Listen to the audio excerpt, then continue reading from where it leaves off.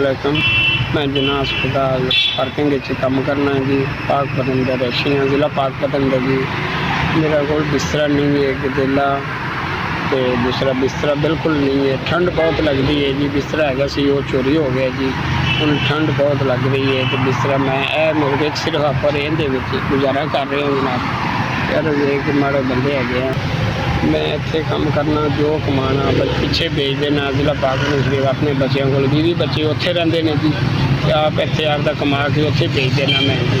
इतने आपका बस मेहनत मजदूरी करने है। ठंड बहुत है। मैं इतने पार्किंग का काम करना 24 घंटे करना, उत्थे ही रहना, उत्थे ही सोने हैं जी। गुजारा कर रहे हैं। ठंड बहुत है बिल्कुल जी। काम करने एक तारा जिहा बनाया सी, उत्थे सौंदे सी, उत्थे आपका गुजारा करते सी।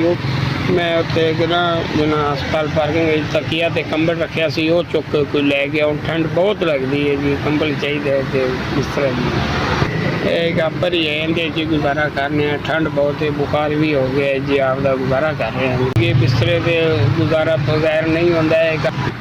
मैंने एक तकिया चाहिए, एक रजाई कम, दूसरा थले गद्दा ते तकिया ते रजाई चाहिए, एक मैंने जैकेट चाहिए ठंड वास्ते के गुजारा नहीं हो रहा जनाब।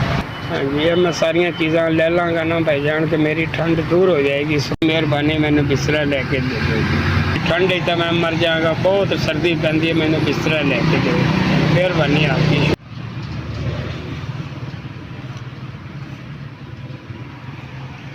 SVS ਤੁਹਾਡੇ ਵੱਲੋਂ ਮੈਨੂੰ 5000 रुपया मिले जी। मैं जिंदे विचों तकिया दूसरा बिस्तरा अपना लै लवांगा जी। तकिया कंबल सारा कुछ ही लै लाँगा, बूट भी लै लाँगा जनाब। ਤੁਹਾਡਾ मैं शुक्रिया अदा करना जी।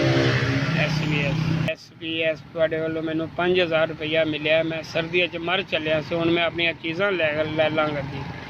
बहुत सर्दी लगती है, मैं तो मर चलिया सी। सर्दी बहुत ज़्यादा सर्दी पै रही जनाब। SVS ਤੁਹਾਡੇ ਵੱਲੋਂ ਮੈਨੂੰ 5000 रुपया मिले है जी।